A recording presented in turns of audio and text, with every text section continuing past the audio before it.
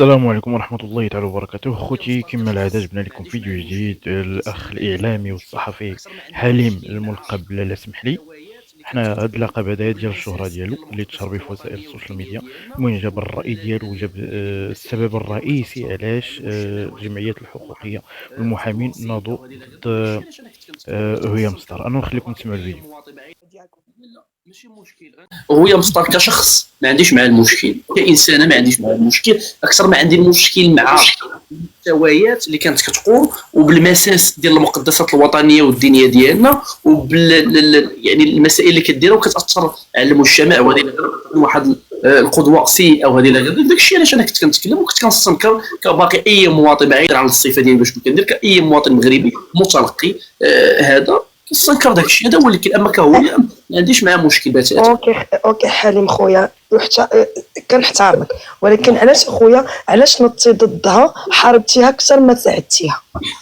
كيفاش حاربت؟ انا ما حاربتش، انا ما كنحاربش عباد الله اختي، انا ما كنحاربش عباد الله، انا نطت وقلت فوالا انه هذا الشيء لازم خصو يوقف على الحد ديالو، وهذه غير الناس تميعات والناس تطلع لهم هذا الشيء في راسهم، والناس كتقول لك سيدي حنا هذا الشيء هذا راه صافي هذا لا، وهذه غير ديك السيده تطاولت المره الاولى والثانيه والثالثه، تطاولت على اعتاب هي ما خصها تطاول عليهم. حليم خويا راه هي 7 سنوات وهي متطاوله، ماشي يلاه دابا، ولكن لا تجاوزت الحدود. شوف عرفتي كنتكلم، عرفتي علاش كنتكلم؟ طاولات واحد التطاول كبير، كانت كطاول بالشطيح وبالرديح وبالسفان ودار لي راه مشيت نعس مع هذا وفعلت وطرق، ولكن مؤخرا طاولت ما خص حتى شي واحد، ما نصحوا حتى شي واحد انه يقيسها، فهمتيني؟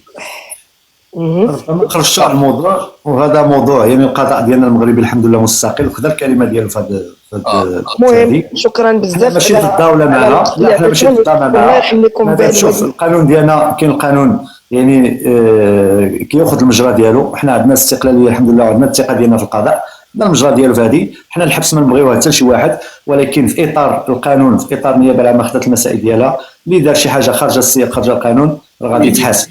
اذا كما شفتوا معنا خوتي بانه ما عنده حتى شي مشكل مع هيام ستار كشخص، ولكن كان عنده المشكل فقط مع المحتوى اللي كتقدم والتطاولات اللي تطاولت على المقدسات والمؤسسات عندنا في البلاد.